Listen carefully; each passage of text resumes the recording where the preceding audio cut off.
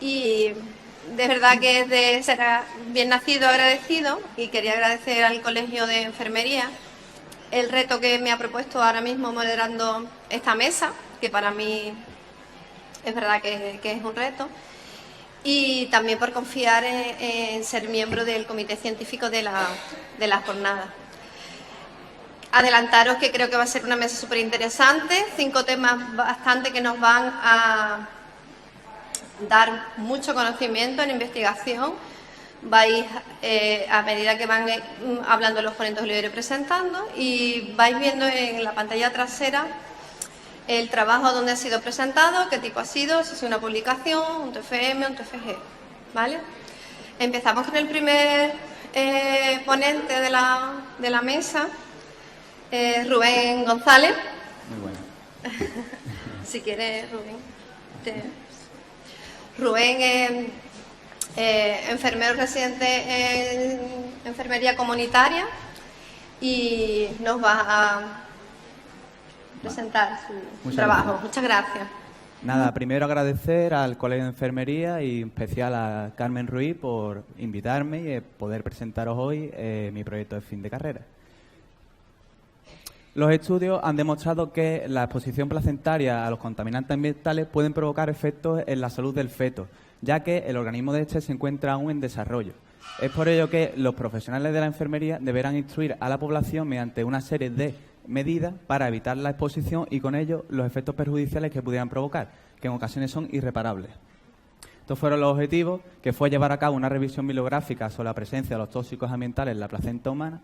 Vamos a enumerar aquellos tóxicos que tienen una mayor influencia en la salud materno-fetal, explicar los mecanismos de traspaso de estos a través de la placenta, los efectos de los plaguicidas organoclorados sobre la salud del recién nacido y, por último, el papel de los profesionales de la enfermería en relación a la educación sanitaria y estos tóxicos. Un poco de historia. Los plaguicidas los podemos dividir en 3 etapas, pero nos vamos a enfocar en la última, en la era de los productos sintéticos, en la que aparecen los pesticidas organoclorados. El primero de ellos fue el DDT, sintetizado en 1874, pero no es hasta el 39 cuando se describen las propiedades químicas de este pesticida. Destacar que fue utilizado durante la Segunda Guerra Mundial para proteger a los soldados estadounidenses de los vectores transmisores de enfermedades, como la malaria, el tifus, fiebre amarilla. Estos pertenecen a un gran grupo denominado compuestos orgánicos persistentes, que se caracterizan por tener una gran resistencia a la degradación ambiental y además tiene una gran afinidad al tejido graso, que a través del mecanismo de biomagnificación y la cadena trófica puede llegar a la exposición humana, provocando numerosos problemas que veremos más adelante. Esto fue la metodología. Consultamos una serie de bases de datos bibliográficas que tenemos ahí arriba, literatura científica entre los años 2008 y 2018, palabras claves en inglés y en español y una serie de criterios de inclusión, como que los artículos estuvieran en texto completo, que tuvieran una buena base científica, que provinieran de páginas web y guías acreditadas, etcétera. De la placenta solo vamos a decir que a través de esta se produce el primer contacto entre el feto y los contaminantes, y además recalcar que moléculas menores a 600 Dalton y la no ionización de estas moléculas facilitan el traspaso a través de estas. Aquí tenemos un listado de los 10 tóxicos más influyentes, según la OMS, que tienen una mayor repercusión en la salud materno-fetal, destacando los plaguicidas altamente peligrosos. Además, decir que la contaminación del aire es responsable de más del 50% de las muertes por neumonía en menores de 5 años. Aquí vemos un informe de la OMS del año 2008 en el que hubo cerca de 13 millones de nuevos casos de cáncer en 2008 y, de hecho, el 19% se atribuye a causa ambiental. En total hubo 1,3 millones de muertes por esta causa. Bueno, a continuación veremos 2 grandes tablas, en las 2 diapositivas que veremos a continuación, que muestran una serie de especificaciones de todo el listado de organoclorados que hemos incluido en el estudio, que pueden ser resumidas en estos 5 puntos. Estos tuvieron una prohibición internacional entre los años 70 y 90, la mayoría son insecticidas, tienen una bioacumulación en el ambiente de 10 años, la principal fuente de exposición es alimentaria y en cuanto a criterio de peligrosidad en el sistema globalmente armonizado, categoría 3/5. Esto es de elaboración propia de cada uno de los organoclorados y que no vamos a decir nada de ello por razones obvias de tiempo. Bueno, el traspaso de esto a través de la placenta.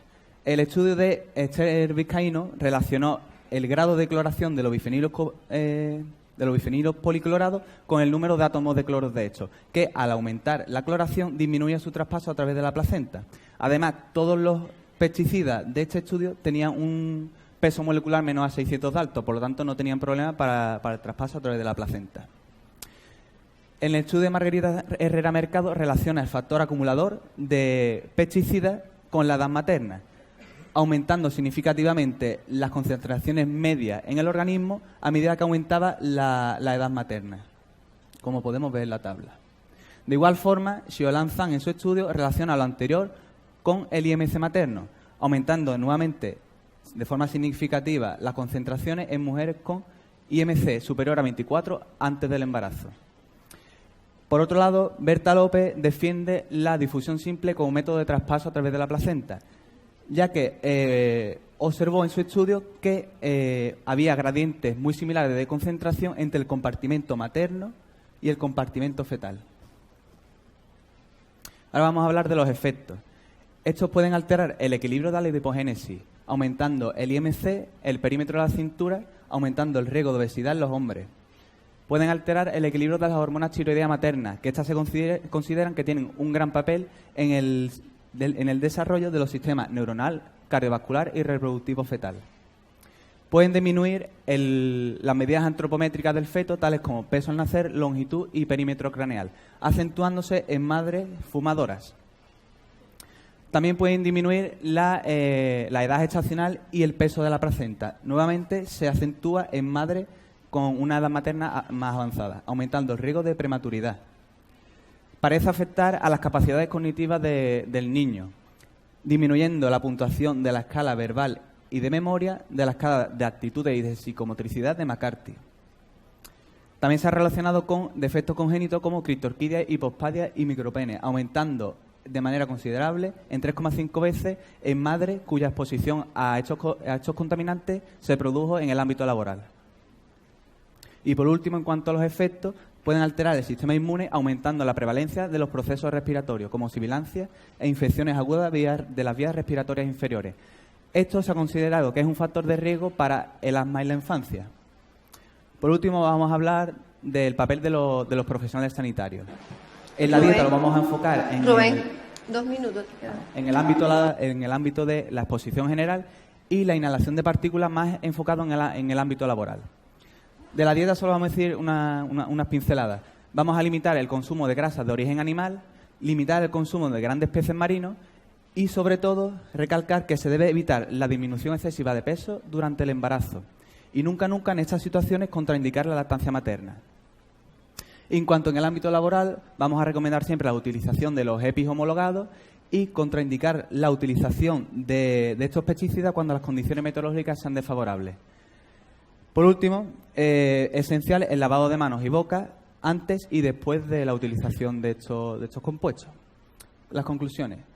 Los principales tóxicos ambientales que presentan un mayor impacto en la salud materno-fetal lo conforman el amianto, arsénico, benceno, cadmio, dioxinas y similares, flúor, mercurio, plomo, contaminación del aire y plaguicidas altamente peligrosos.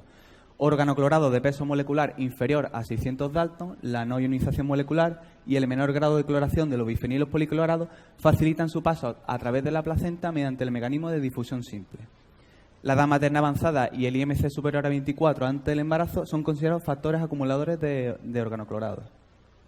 La exposición tanto prenatal como postnatal temprana puede provocar numerosos problemas en la salud, tales como pueden alterar el equilibrio de la adipogénesis, teniendo influencia en la obesidad infantil, alterar las hormonas tiroideas maternas, alterar el aparato sexual masculino, disminuir las medidas antropométricas del feto, considerándose que tiene una disminución mayor en madres fumadoras, alterar el sistema inmune en desarrollo, considerándose factor de riesgo de asma infantil, reduce la duración de la gestación, dando lugar a neonatos prematuros, puede influir de forma negativa en el neurodesarrollo neonatal e infantil y recalcar que la leche materna es un buen indicador de contaminación ambiental.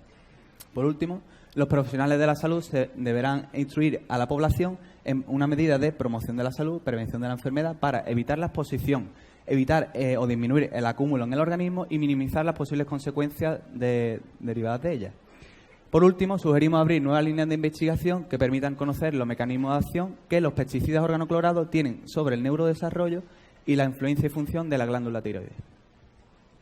Muchas gracias.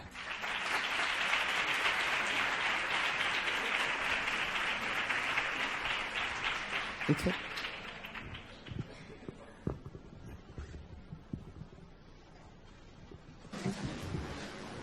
Muchas gracias, Rubén, por ajustarte al tiempo. A continuación, la ponente es Sara. Disculpa. Sara Alameda es enfermera y lleva su experiencia asistencial en la residencia de Alzheimer de Azavitae de San Fernando.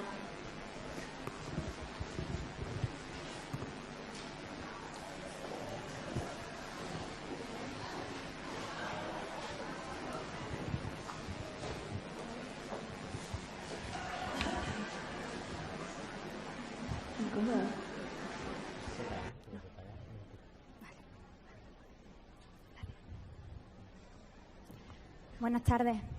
Bueno, en primer lugar, agradecer al Colegio de Enfermería esta oportunidad que me da de compartir mi trabajo con todos vosotros. Soy Sara, soy enfermera y me dedico al cuidado de enfermos de Alzheimer y de su familia en la residencia de Alzheimer Azavitae en San Fernando. A mí me gusta decir que me dedico no solamente al cuidado del enfermo de Alzheimer, sino también al de su familia, porque a lo largo de estos años he observado cómo los familiares de los enfermos de Alzheimer, sobre todo aquel que asume el papel de cuidador principal, tiene una serie de necesidades que debemos tener en cuenta para poder ayudarles a mejorar su calidad de vida. Sobre esto trata el relato biográfico que os vengo a presentar, que se titula Al otro lado de Alzheimer, miedo, pánico, vértigo, relato biográfico de una cuidadora familiar, que se ha presentado este año y se ha publicado en la revista de la Fundación INDES, Archivos de la Memoria, en el volumen 16, en la sección Relato biográfico. Bueno, para ponernos en situación, el 80% de los enfermos de Alzheimer es cuidado por su familia, teniendo que asumir el cuidador principal una serie de tareas que van a ir en aumento según avanza la enfermedad y se van deteriorando las capacidades tanto físicas como mentales del enfermo.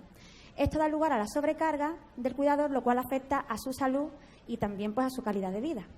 Además de esto, cuando el familiar cuidador del enfermo de Alzheimer conoce el diagnóstico, empieza a convivir con una serie de emociones como son la ira, la soledad, la depresión, el miedo, la incertidumbre, que hacen muy difícil su día a día y que si no se tienen en cuenta pues traen consecuencias negativas en su salud.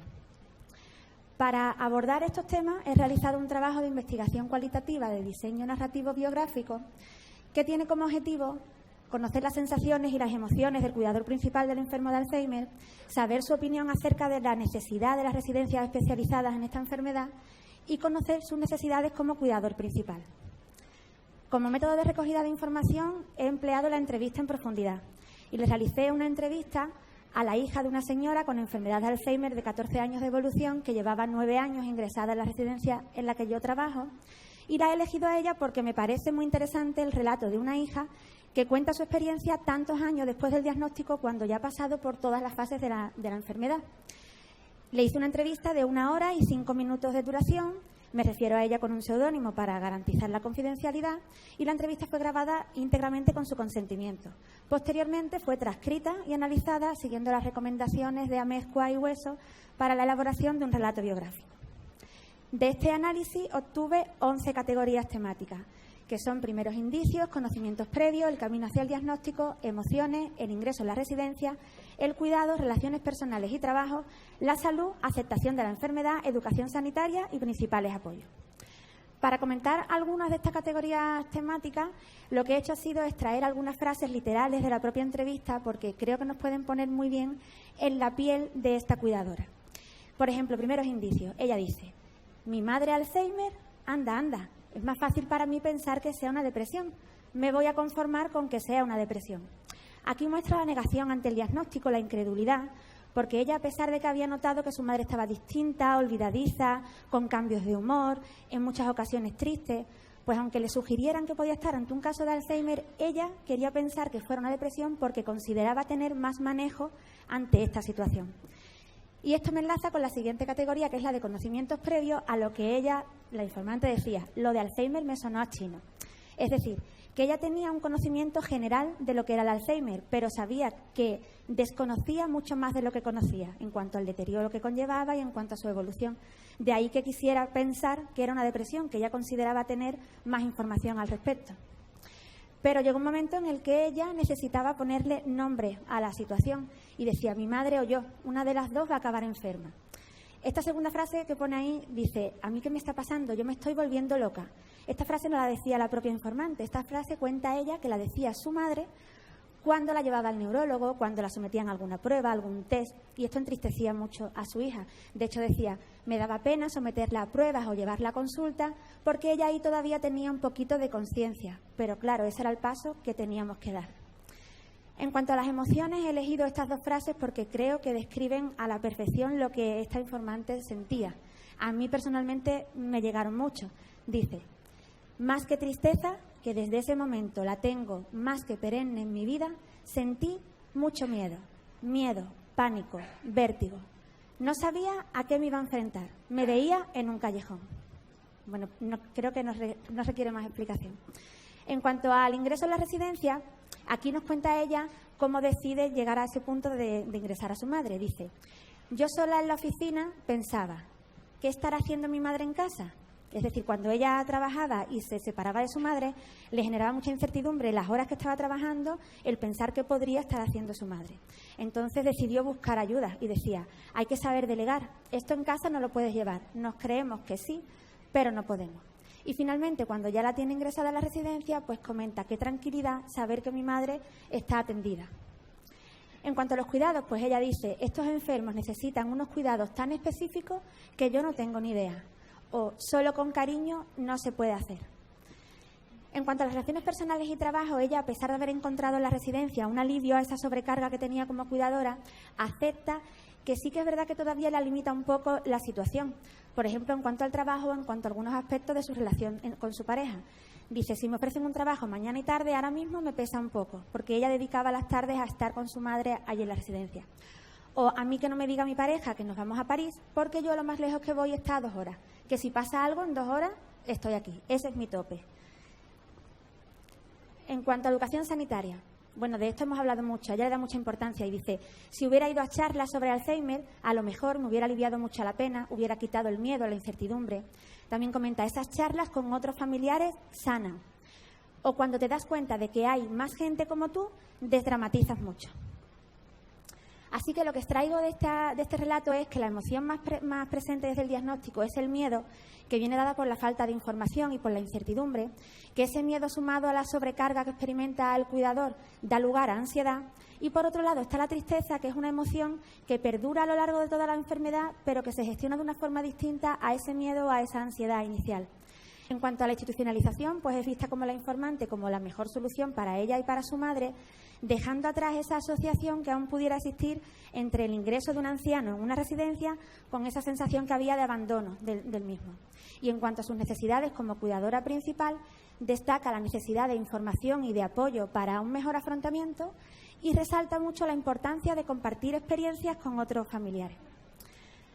Así que a modo de reflexión, os digo que como enfermera, creo que debemos tener en cuenta cómo viven estas personas, los cuidadores principales, la enfermedad de su ser querido, porque ellos también necesitan ser cuidados. Nosotros como enfermeras tenemos que estar pendientes tanto del enfermo de Alzheimer como del propio familiar, porque no hay que olvidar que al otro lado del Alzheimer siempre hay un cuidador al que también debemos cuidar. Muchas gracias.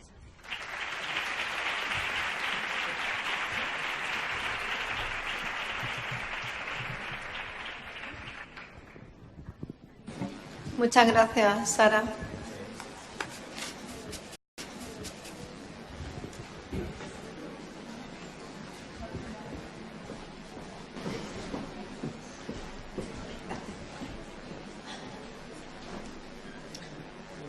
A continuación, el ponente, Juan Jesús Covacho, enfermero de la Unidad de Neonatología del Hospital Puerto Real.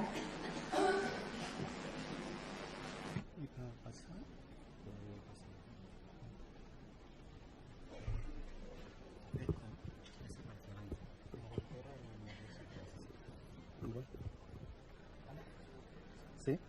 ¿Se me escucha?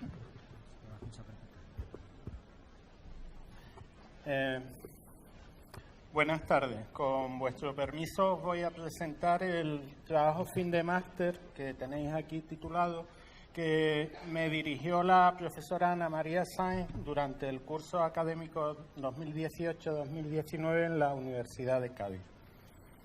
El profesor José Miguel Morales nos indica que los sistemas sanitarios deben ofertar a los ciudadanos servicios que tienen que ver con la demanda existente en la sociedad o bien con las necesidades de atención que los usuarios tienen. Sobre este tema volveremos posteriormente.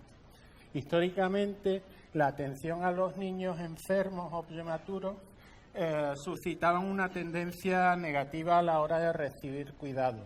No es hasta el fin de la guerra franco-prusiana cuando se contempla, y ante la importante disminución de la población existente para una nueva guerra, ¿vale?, cuando se contempla la necesidad de cuidar a estos niños. Desde la invención de la incubadora en Francia, en París, por Tarnier, se tardaría un siglo más en conseguir importantes cuidados, avances en el cuidado de los niños, como fue la utilización de corticoides o bien como la elaboración del surfactante en el Instituto Karolingia de Estocolmo. En este caminar, el cuidado de los recién nacidos se había impregnado de una serie de prácticas que se alejaban bastante de los aspectos que están íntimamente ligados al comportamiento humano. Ejemplo de ello era la separación de los menores de sus padres en las unidades neonatales sin evidencia científica alguna. El último gran hito en el cuidado de los recién nacidos fue en la década de los 80 en Boston. La doctora Hedeleis Alt crea o elabora el paradigma de los cuidados centrados en el desarrollo. Una de las tres áreas más importantes de los cuidados centrados en el desarrollo, y que ahora cualquier unidad neonatal en cualquier parte más o menos del mundo está realizando, es las intervenciones en la familia para facilitar su papel como cuidador principal. Los niños no son de los profesionales, son de sus padres y tienen que ser ellos los que los cuiden, ¿vale? La implantación de las intervenciones se lleva a cabo a nivel mundial a través del programa NICAP, y donde el neonato y la familia pasan a ser el centro principal del cuidado. Y las intervenciones en sí mismas ocupan un segundo plano. Algunas de estas intervenciones son, por ejemplo, las unidades abiertas durante 24 horas, el fomento de la lactancia materna, el método piel con piel, o habilitar zonas de descanso para las madres donde puedan permanecer día y noche. Todas estas intervenciones ya están incluidas en el proceso de atención integral al recién nacido de riesgo neurológico que realizó la Junta de Andalucía en 2009. Todas ellas por sí mismas son razones de peso para que surjan proyectos de estancias hospitalarias con la denominación de hotel de madre. Bien, como decíamos al principio, el profesor Morales nos dice que los sistemas sanitarios deben ofertar a la ciudadanía servicios que tienen que ver con su demanda y con las necesidades de atención conforme a criterios de evidencia científica. La oferta de estos servicios por parte de las administraciones sanitarias debe conllevar la evaluación de los mismos mediante herramientas de medición previas a su puesta en marcha. El Hotel de Madre del Hospital Universitario Puerto Real, desde su inauguración, no había sido evaluado, no había ninguna estadística desde su apertura. Lo único que conocíamos los que llevábamos tiempo trabajando allí al respecto es que no sabíamos nada, ¿vale? Por ello nos planteamos la realización de un estudio observacional, descriptivo, transversal, retrospectivo, para conocer la utilización y el perfil de las cuidadoras principales del Hotel de Madre, así también como los costes que generaba este servicio.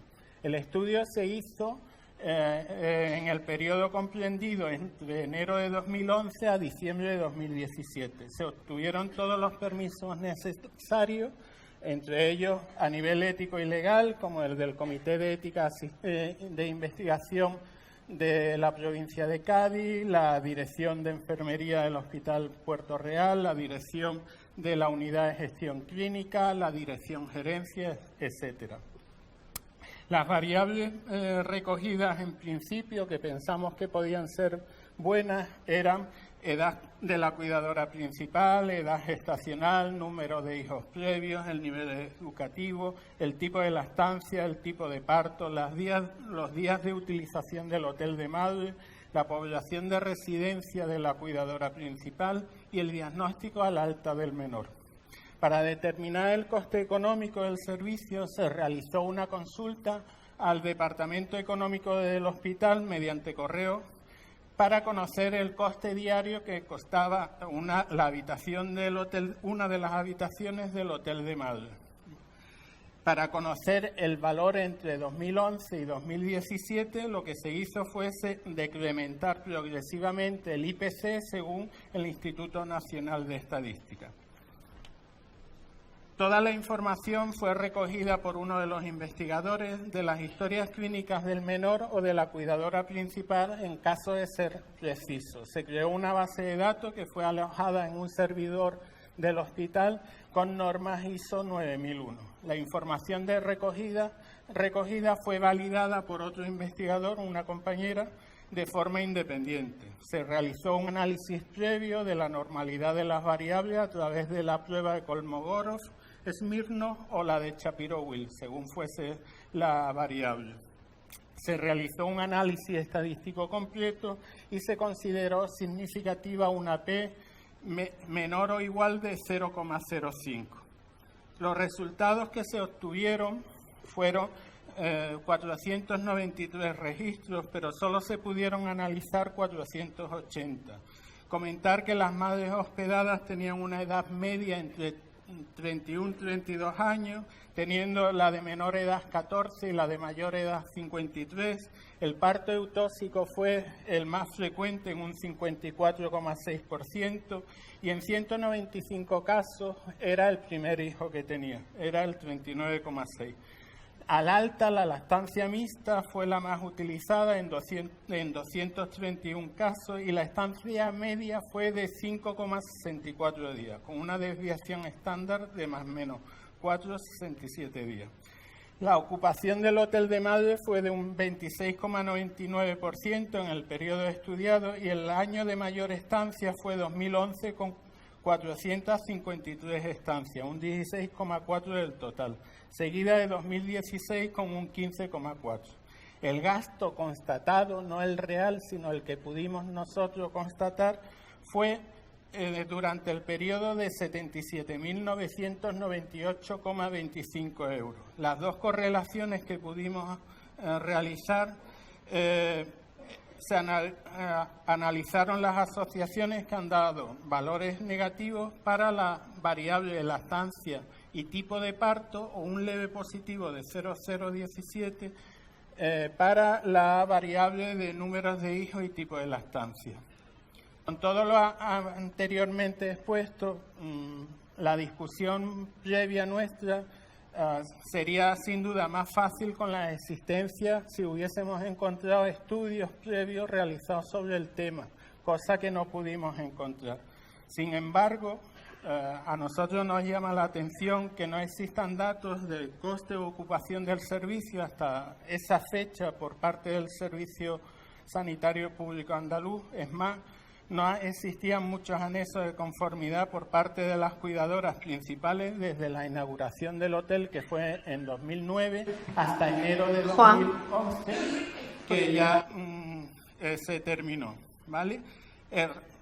Más cuando cada año eran 11.142 euros lo que se gastaba.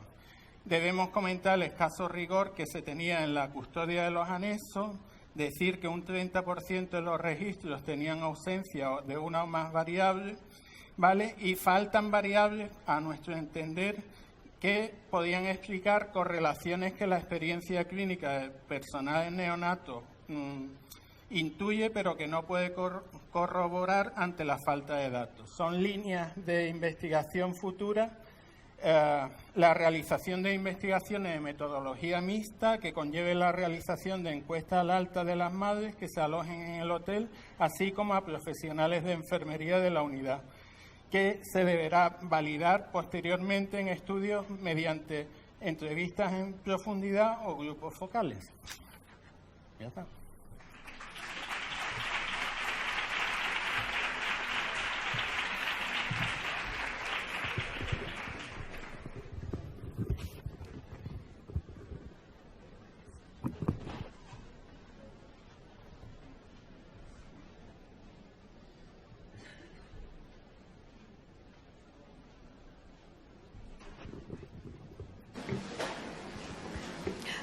A continuación, la ponente es Ana Bernal García, enfermera y actualmente es la supervisora de neumología, alergia y endocrino del Hospital Puerta del Cádiz.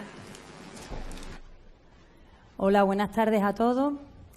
Ante todo, darle gracias a Carmen por esa llamada y ese empujón, sobre todo porque ahora he reflexionado cuando he estado escuchando a estos tres enfermeros, cada uno en su rama, que creo que es un compromiso y una obligación por mi parte lo que os voy a contar. Creo que luego lo vaya a deducir el porqué. Somos muchos los que estamos aquí, enfermeros y estudiantes de enfermería. Si cada uno vamos contando y nos vamos percatando de lo que os voy a decir, pues se conseguirá algo que las enfermeras de Neumo queremos que se consiga, pero es que esto lo vemos en Neumo, Medicina Interna y Cardio y creo que en el resto de los sitios. Y empiezo diciendo que los pacientes no se ponen bien sus inhaladores. Así empieza, ¿no? Entonces, ¿cómo empezó todo? Las enfermeras que trabajamos en pruebas funcionales respiratorias, en el laboratorio de pruebas funcionales respiratorias, cuando hacíamos las espirometrías bien, cuando se nos pedía una espirometría con un estudio postbronco posterior al expiro, nos damos cuenta que el paciente no se sabe poner el inhalador. ¿Por qué? Porque no hacían correctamente la técnica inhalatoria. Pensemos que la técnica inhalatoria es la misma, nos pongamos el inhalador que nos pongamos, sea el convencional, sea polvo seco, sea mixto. Entonces, ¿qué dijimos? ¿Por qué nos planteamos buscar los motivos y una estrategia a seguir? ¿Qué nos impulsa? Y además estamos totalmente convencidas que si los pacientes se ponen bien sus inhaladores, mejoran la calidad de vida y disminuyen exacerbaciones e ingresos hospitalarios. Ahora ya me vaya entendiendo un poquito. Cronicidad compleja, estamos hablando de pacientes pluripatológicos, estamos hablando de todos estos pacientes que todos se ponen inhaladores. Y aquí os vamos a demostrar que no se lo ponen, que hace como el que se la pone. Tiene el Ventolin, estoy hablando, no se ponen bien los inhaladores. ¿Qué queremos conseguir? Nos planteamos, ¿nosotros qué queremos conseguir? ¿Una adherencia terapéutica o una enseñanza de la técnica inhalatoria? Cuando nos ponemos a pensar qué es cada cosa, nosotros no queríamos meternos en tanta profundidad, queríamos primero saber cómo podíamos ayudar y qué podíamos hacer. Entonces, sabiendo que la adherencia terapéutica es el grado en el que la conducta de un paciente en relación con la toma de medicación, el seguimiento de una dieta, o sea, se corresponde con las recomendaciones acordadas, no. Nosotros queríamos, aparte de que la enseñanza de la técnica nos iba a llevar a una buena adherencia, o sea, iba a ser una consecuencia, ya que vimos que la enseñanza de la técnica inhalatoria es un proceso de aprendizaje por parte de la enfermera que tiene como objetivo conseguir la correcta inhalación del medicamento. Esto va a determinar mayor o menor mejora de síntomas y va a repercutir en la calidad de vida. Aquí vuelvo a lo mismo. Aquí vamos a ver, bueno, estos son unos cuantos. Tenemos miles de millones de más inhaladores, todos con la misma técnica. Nosotros las enfermeras somos las responsables de que esa medicación se ponga bien y de que si no se pone bien lo comuniquemos. Porque si a un paciente se le manda, vamos a hablar del más típico, o uno de los más típicos, el hiperatropio, ¿vale? Si ese paciente no tiene fuerza para hacer una inhalación, tenemos que cambiar a otro tipo de inhalación o decir que utilicen una cámara, por ejemplo, ¿no? Entonces, aquí tenemos todo esto y aquí tengo la definición la definición la vimos antes. Según la OMS influyen muchos factores, como vemos aquí. No hay un método definitivo ni válido para determinar una adherencia, sino que tiene que haber y fijémonos, atención individualizada y adaptarse a las características de cada paciente. Es clave, que hemos hablado antes también, mejorar la comunicación del paciente con los profesionales. Aquí pongo un ejemplo de la EPO, porque como yo con la EPO pues, vivo todos los días y al final, no sé cómo, pero han conseguido que me enamore de la EPO, o sea que, y estudio un poquito de esto, pues entonces, algún estudio ha cuantificado el incremento del riesgo de hospitalización en un 58% y el de muerte en un 40% en pacientes con baja adherencia. Y únicamente el 37,5% de los pacientes con EPO mantiene un correcto cumplimiento, según el test de adherencia de inhaladores TAI. Este es un cuestionario validado, que es el que más se usa. Estamos hablando todavía de adherencia. ¿Y qué ocurre? Que está sometido a lo que el paciente refiera. Sabemos que tiene 10 ítems y luego podemos añadir estos dos últimos, ¿no? Estos dos últimos de aquí. Pero es impreciso. Tiene una fiabilidad del 25 al 67%. ¿Qué nos dice esto? Pues nos surge la inquietud de buscar alguna forma de medir lo que queríamos medir. Simplemente queríamos registrar y ver en papeles y ver en la realidad o en pantalla, ¿no? El papel ya es que soy mayor, si era verdad lo que nosotros observábamos con cifras, con números. ¿Qué objetivo? Detectar a los pacientes que no realizan correctamente la técnica y conseguir que estos pacientes con enfermedades respiratorias conozcan su régimen terapéutico y concretamente el uso y manejo de inhaladores. Encuesta. Nosotros hicimos una encuesta, nos atrevimos a eso, fuimos tan, yo qué sé, a veces puedes decir tú que poco prudente, ¿no? Pero nosotros queríamos realizar una encuesta concreta que reflejara lo que nosotros queríamos saber. Entonces, aquí tenemos la técnica inhalatoria que hago. Ay, perdón. Aquí tenemos la técnica inhalatoria completa, que es muy sencilla.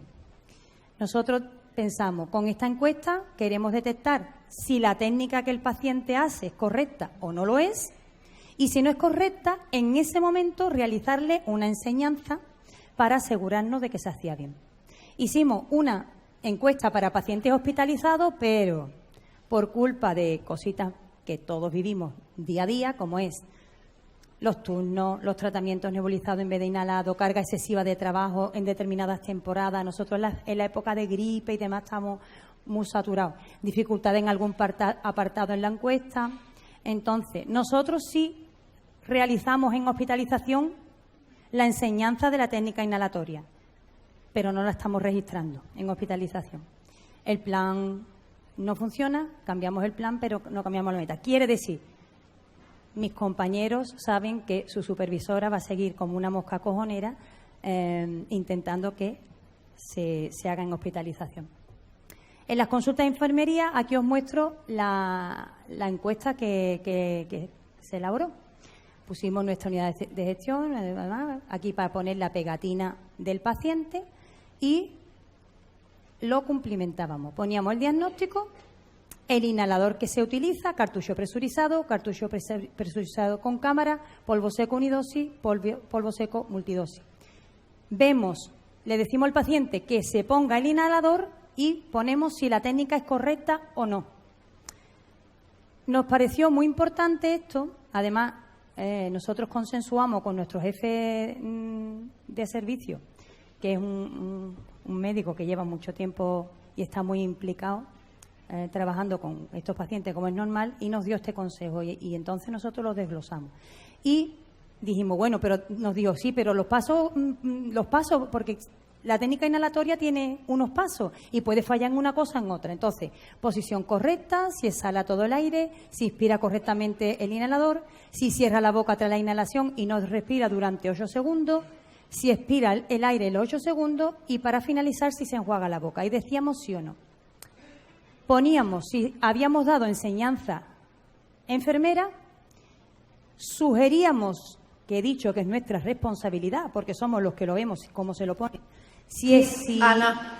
Me queda un poquito, ¿no? Eso. Si tenemos otro tipo de dispositivos que usar y si la técnica correcta era sí o no tras la enseñanza.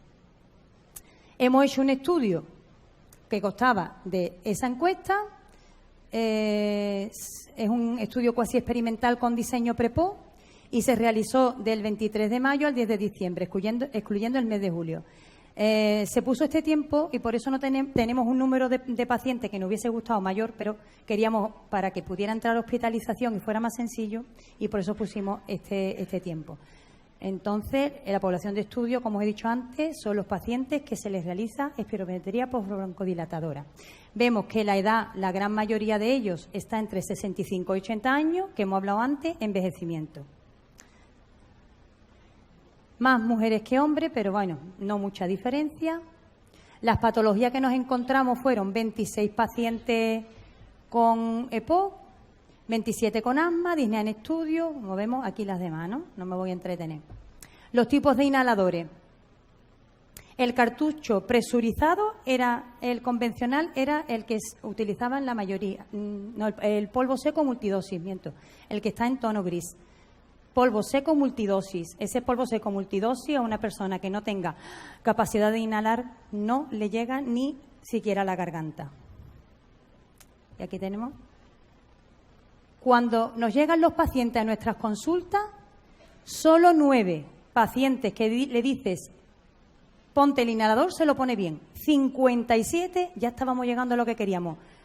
Comprobar que es que era verdad lo que observábamos, que no se ponían bien los inhaladores. Aquí en los distintos pasos podemos observar que en el paso Ana. 2... Debe de ir terminando, por favor. Ya voy terminando. En el paso 2 había 49 pacientes que lo hacían mal. No exhalaban todo el aire. Otro que llama la atención, el 4. No cerraba la boca ni contaba 8 segundos. Por lo tanto, eso no se quedaba. El 5. No aspiraban todo el aire.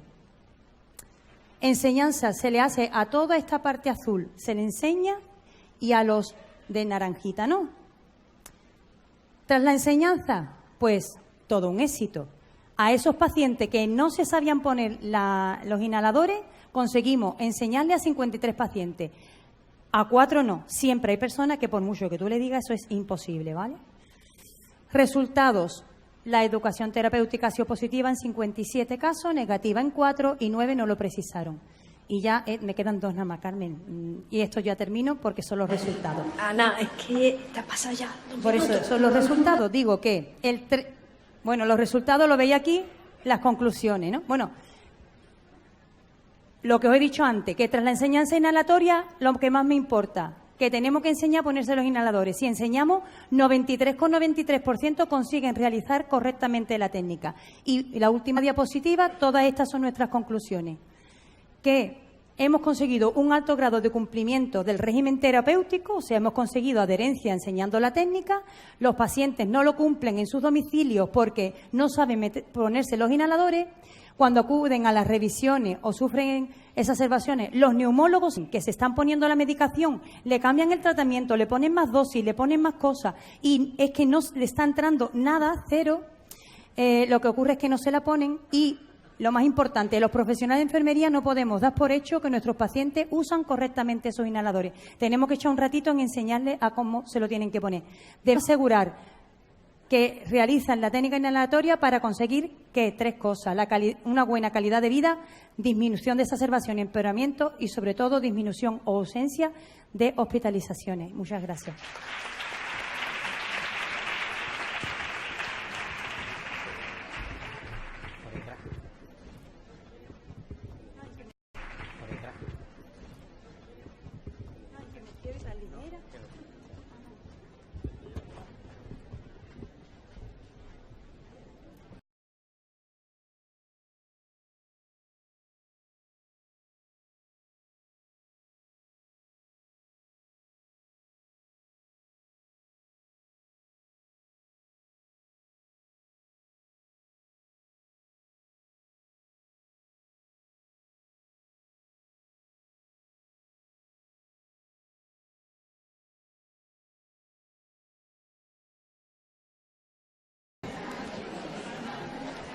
Vale. El siguiente ponente es Carlos García, es enfermero, actualmente coordinador de cuidado de la zona básica de Villamartín. Y adelante. Ahí está. Hola, buenas tardes. Vamos a hacer... ¿Se escucha así, no? Ahora. Voy a intentar ser breve para que no me tenga que regañar Carmen. Esta historia comienza... Esta es una historia de investigación doméstica innecesaria. ¿Vale? Después me voy a explicar para que ustedes lo veáis. En febrero del 2018 nos dijeron, los coagulómetros van a llegar el lunes, los nuevos. Y pues el lunes empieza. Joder, el miedo que hablaba antes la compañera que tuvo la ponente, ¿no? La Teresa. Yo sé cómo va a ser. Bueno, aparte de ser el coordinador de Villamartín, yo tengo 7 centros con 32 enfermeros, 5 puntos de guardia diarios, 5 compañeros de tarde, 7 compañeros del comando itinerante del SAS, que lo que había antes era el mes a mes, se le llamaba así, que me los cambiaban. Aparte de eso, tengo los salientes de guardia. Entonces, yo cogí y esto me creó a mí una inseguridad, porque estaban hablando antes de Nieve, de cuídate y cuidando de ti. Y Dios, yo para mí, coño, ¿de mí quién cuida, hoy? A mí nadie me ha dicho nada. No, te vamos a llevar, chaval, te lo va a explicar. Venga, a los 7 pueblos, no, al tuyo. Y yo, tú se lo... Vale. Bueno, pues entonces, ¿cómo lo hacemos? Porque, claro, tenía que tener, para garantizar que la técnica del INR fuera una técnica segura, yo tengo que estar seguro, es dar mi seguridad al paciente. Tenía que quitarme ese miedo. ¿Qué hacemos? Empezamos a buscar una cosa tecnológica para llegar a todos. Un compañero mío que siempre está al lado mía, Agustín, el WhatsApp no nos valía. Porque dice, vale, se ha puesto azul, lo ha leído, o no se ha hecho bien los inhaladores o lo ha leído. Una de las dos cosas le ha pasado. Pero claro, todos los meses no me llegaban 7 nuevos, 8. Y tú decías, esto no me vale. Lo metes en el grupo de WhatsApp y te dice, otra vez vuelvo a repetirle lo mismo en un vídeo explicativo. Total, que una tarde estaba mi niño haciendo una cosa del instituto y lo veo, ¿qué estás haciendo? No, el maestro nos pone unas cosas aquí en el Google Doc y nosotros le contestamos y él ve quién lo hace y vemos unas cosas. Digo, investigación doméstica. Digo, pues, Agustín, ¿te puedo hablar? No puedo, sí, venga. Escucha, mañana hay que buscar una cosa que se llama Google Doc. Total, buscamos Google Doc y empezamos, te vas al Google Doc, al Drive, lo abre y hay una plantilla. Vamos a ver si podemos hacerlo. ¿Qué va? Y sale esta cosa así. Lo pusimos, nos daba la opción de poner nombre, apellido, porque claro, dice tú, bueno, si tú vas a todos los pueblos a decirlo, vale, muy bien, pero es que aparte del cintrón hay pies diabéticos, hay valoraciones, hay un montón de cosas de trabajo de enfermería. Entonces, si yo voy allí a Benamahoma, que es un pueblo muy bonito, que se está muy bien, que podéis ir, pero claro, a la compañera yo le explico 2 minutos, a los 2 minutos dice, ven para acá que vamos a curar a María, que voy a su casa, que tengo 2 horas nada más. Entonces, claro, no era efectivo. Y a verlas. Entonces, hicimos eso, lo probamos, te hace un apellido, pones tu apellido, tu nombre, nosotros hicimos de la unidad su correo electrónico, entonces creas esa página, le puedes poner todo lo que quieras y tus vídeos explicativos. Lo hicimos de muestra, pusimos el manual del coagulómetro, la técnica del INR con el nuevo coagulómetro, también el taoné, que era nuevo para nosotros en la sierra, un vídeo de cómo se escribían las dosis, cómo se daba a aceptar, y después teníamos un reporter que nos podían poner como los trapos abajo, ruego y pregunta, nos ponían de todo, pero ahí no sabes quién es. Entonces, claro, le hacías 4 o 5 encuestas, si ha visto esto, y teníamos un manual. ¿Qué pasa? Que con esto, al chaval que venía nuevo, o la compañera, teníamos una entrada. Entonces siempre le dábamos a ver tu dirección, y era como te vamos a quitar el miedo. Es que no hace cintrón, sí, sabes, toma, dame tu correo electrónico, pica aquí y ya te sale todo entero. Coño, por lo menos le quitábamos el miedo. ¿Vale? Lo hicimos, eso te da un reporter, quién lo ha visto, quién no lo ha visto, quién lo hace, y de esa forma pues conseguimos que se le entregó el manual en una semana a todos, todo el mundo lo vio, y lo que hicimos un indicador fue, se lo pasamos a los 36 que éramos, y un 78% lo vio, lo leyó y nos contestó. Aparte de eso te mando un reporte.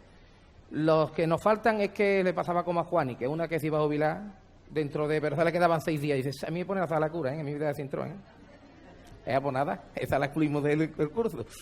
Pero bueno, las demás eran porque tenía un móvil que no era de generación de los correos electrónicos. Pero bien, se adaptó, que también los hay, ¿eh? Que los hay todavía. Todavía los hay, ¿eh? Hombre, que tú ahora vayas a hacer así y dices, coño, que este no era, que este hay que darle. Por lo menos los de urgencia, haces con los dedos así. ¿Qué hemos conseguido con eso? Con eso la verdad que hemos mejorado el conocimiento y el uso del cronómetro. Entonces, si viene una persona nueva que tú no sabes tu correo electrónico y tienes ahí tu manual, todas las especificaciones, ahí también le mandamos una alarma para que le hagan el test. En los coagulómetros se hacían cada 2 o 3 meses un test. Entonces, si yo estoy contratado un mes y otro compañero otro, y Juan otro, Sara o Rubén cada mes, pues entonces se manda una alarma y al que le llegue en ese momento, escucha, le haces el test. ¿Vale? De una forma rápida, funcional y accesible para todos y con tranquilidad para mí. Porque les llega la información con seguridad y con seguridad para el paciente, ¿vale?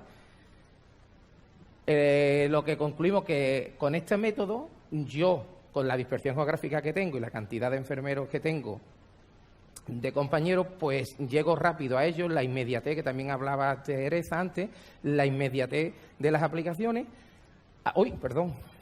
Yo te quiero terminar.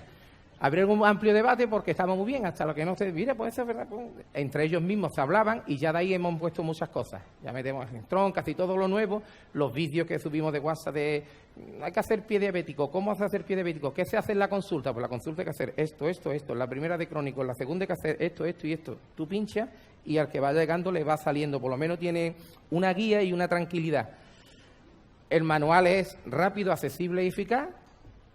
Y la herramienta registra unos resultados porque te da un check-in de la respuesta y las dudas. Si tienen alguna duda, y eso es la investigación doméstica necesaria.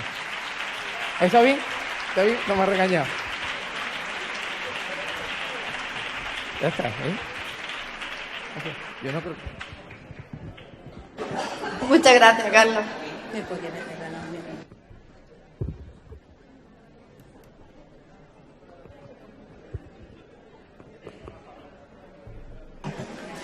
Bueno, no sé qué os ha parecido, a mí me ha parecido una mesa súper interesante, con aspectos muy diferentes, eventos científicos, algún trabajo, TFM, TFG, y creo que han sido temas que la verdad que son muy enfermeros, ¿no? Y muchísimas gracias por compartirlos con nosotros. Os dejo ruegos y preguntas. ¿Tenéis alguna pregunta para alguno de los ponentes?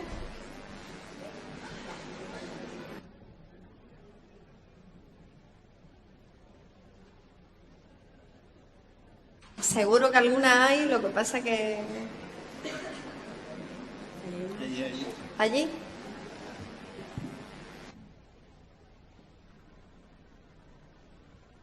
Hola, buenas tardes. Quería preguntar a la segunda ponente que ha hecho el trabajo sobre los cuidadores del Alzheimer. Quería saber si es que existe algún tipo de programa de cuidados a los cuidadores o simplemente es porque había una relación paciente-terapeuta muy estrecha como para querer realizar ese trabajo. Yo trabajo en un centro privado, es la residencia de Alzheimer Afavita de San Fernando. Allí no tenemos un programa establecido para cuidar al cuidador. Estamos intentando que lo haya. Esa es la intención. Pero sí que es verdad que como el trato es muy cercano, pues entonces se establece esa relación entre la enfermera o las enfermeras que trabajamos allí y esos familiares. De ahí que haya surgido la idea que además de cuidar allí en el centro donde yo trabajo a los enfermos de Alzheimer, pues a ver si entre todos ponemos nuestro granito de arena, entre todos los compañeros, y establecemos un programa y una atención especializada para esos cuidadores que necesitan esos cuidados. Pero en principio lo hacemos en nuestro día a día, porque la relación que se estableció entre nosotros es como muy familiar. Date cuenta, yo llevo 14 años allí trabajando y todavía hay abuelitos allí ingresados desde entonces. O sea, yo conozco a esos familiares, pues imagínate, desde mínimo de hace 14 años, otros han ido ingresando nuevos. Entonces, quieras que no, llegas a conocer muy bien las sensaciones y las emociones de estas personas. Pero creo que sí que es verdad que es interesante que entre todos pues estableciéramos un programa específico para atender a todos los que estén por llegar. Por lo pronto lo estamos haciendo en nuestro día a día y en nuestro trabajo cotidiano.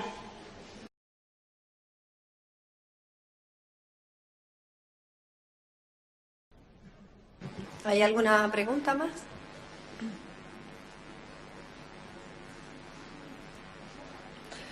Bueno, yo particularmente la verdad que me he sentido muy cómoda en la mesa con vosotros y la verdad que os agradezco lo fácil que me lo habéis hecho, os habéis ajustado muy bien a los tiempos y la verdad que la exposición.